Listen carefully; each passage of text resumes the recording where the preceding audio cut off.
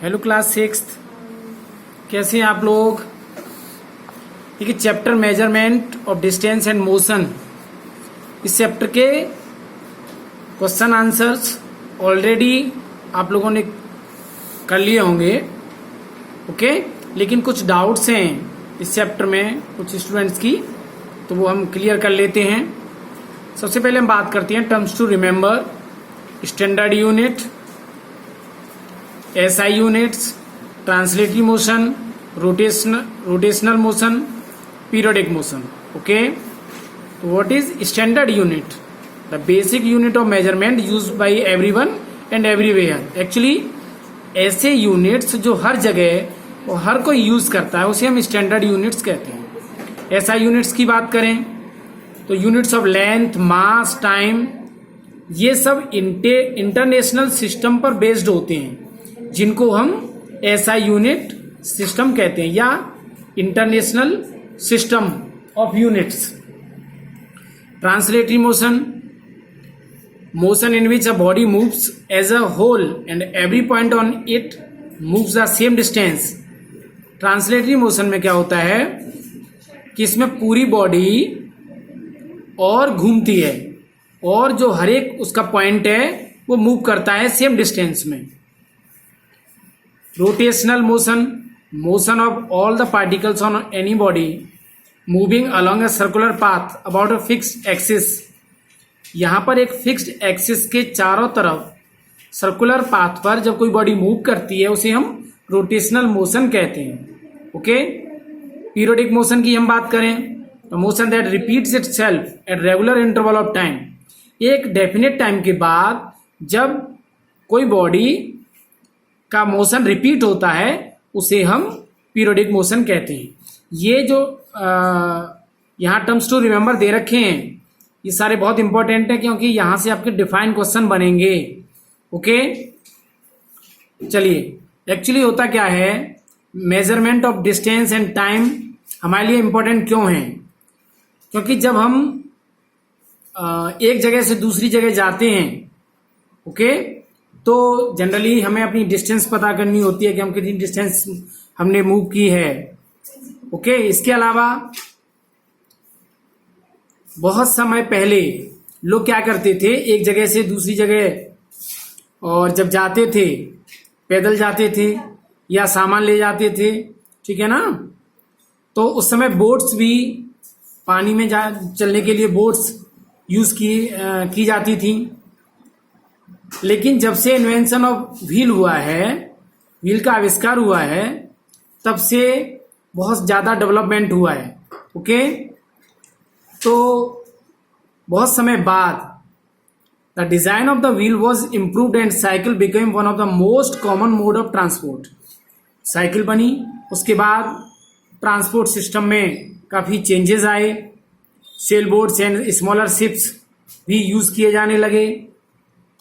Steam engine के आने के बाद ऑटोमोबाइल्स आए, उसके बाद faster mode of transport, aeroplanes, electric trains, monorails, supersonic jets और आजकल जो मॉडर्न मोड्स ऑफ ट्रांसपोर्ट है वो सब आया, ओके।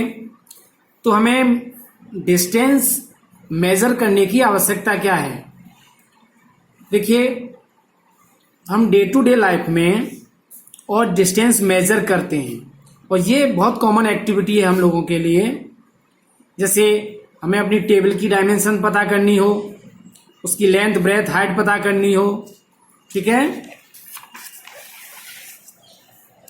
इसके अलावा दो सिटीज के बीच की डिस्टेंस पता करनी हो, ओके।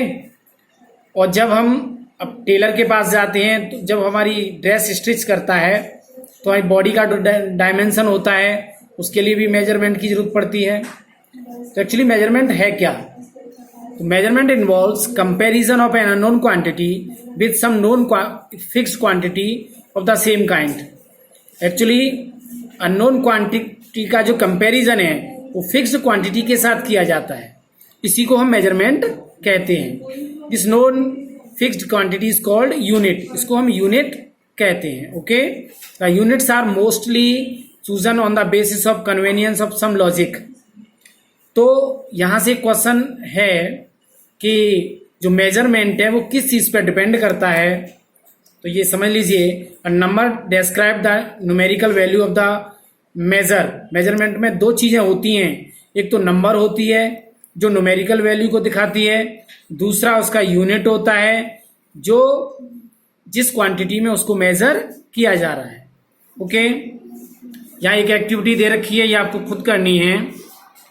इसके अब बाद हम बात करें needs of standard units of measurement. Actually standard units बहुत इंपॉर्टेंट है, तो इसकी हमें आवश्यकता क्यों है, ठीक है।